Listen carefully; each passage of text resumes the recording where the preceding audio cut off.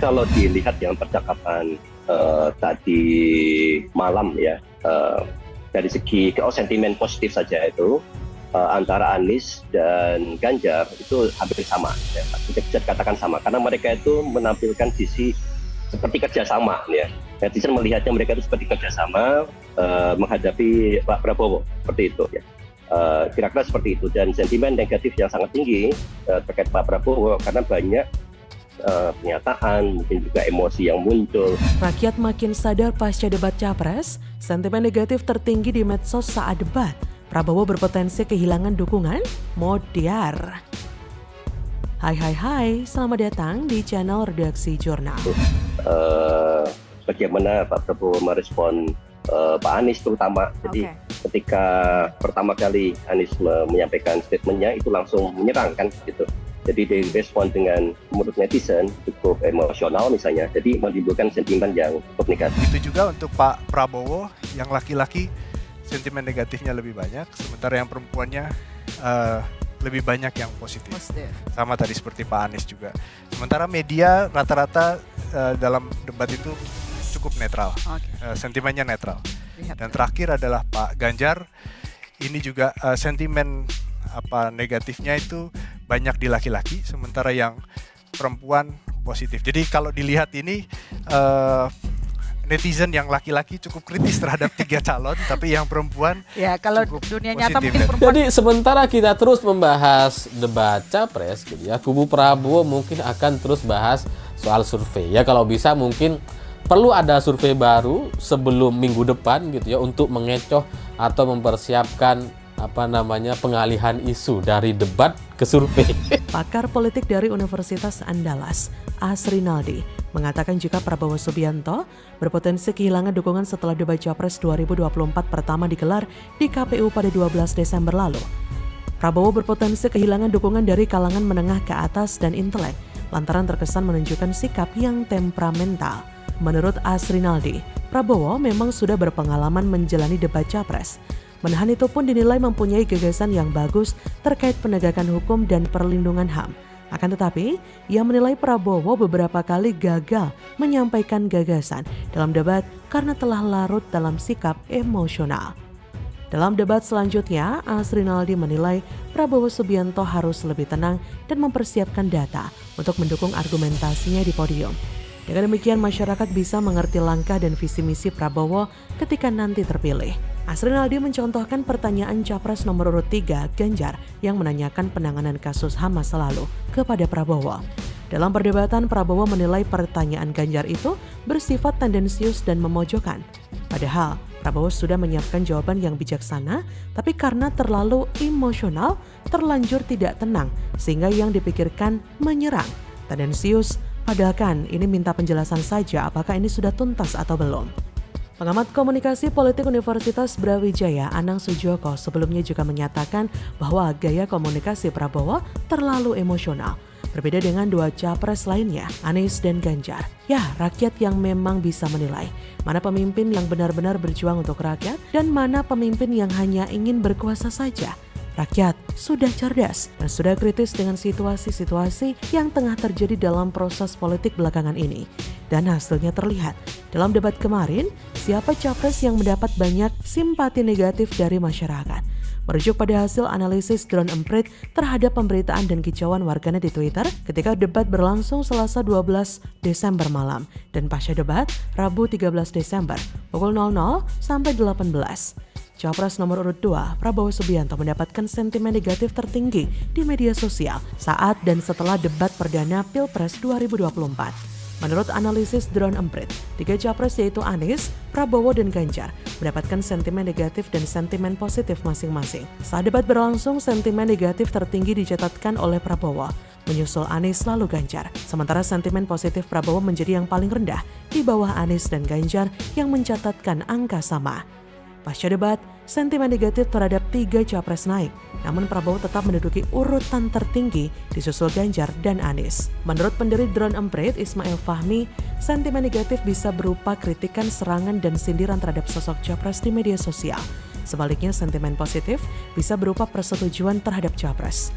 Memang terlihat dengan semua yang terjadi pada saat debat berlangsung, Prabowo terlihat sangat-sangat tertekan, bahkan saat terjepit langsung emosi dengan nada menyindir, bahkan memperagakan gerakan mau joget yang lebih mirip kayak mau bertarung silat.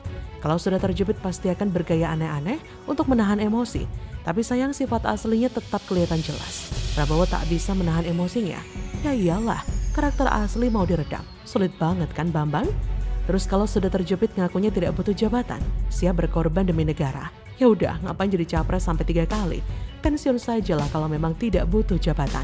Justru kelihatan bernafsu kok jadi presiden. Sekarang aja tidak mau mundur sebagai menhan kok ya. Sudah jelas sayang dengan jabatan dan tidak merelakan. Demi ambisi negara dan rakyat jadi bahan jualan politik. Ngakunya aset mangkrak karena 20 tahun tidak berkuasa. Bagaimana menurut Anda?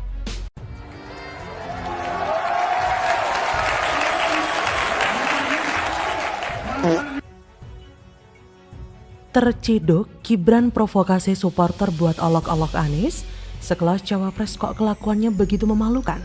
Coba nanti pas debat, ciut nggak nyalinya. Usianya aja yang muda, tapi semangatnya belendek. Bukan semangat muda lah. Nah gini aja deh, bilang kebetulan ada pendukung Gibran nyimak konten ngompol ini. Begawan bawakan. Jawab saja pertanyaan Begawan. Apa kelebihan Gibran dibandingkan Caimin atau Pak Mahfud MD? Jawab jujur aja lah.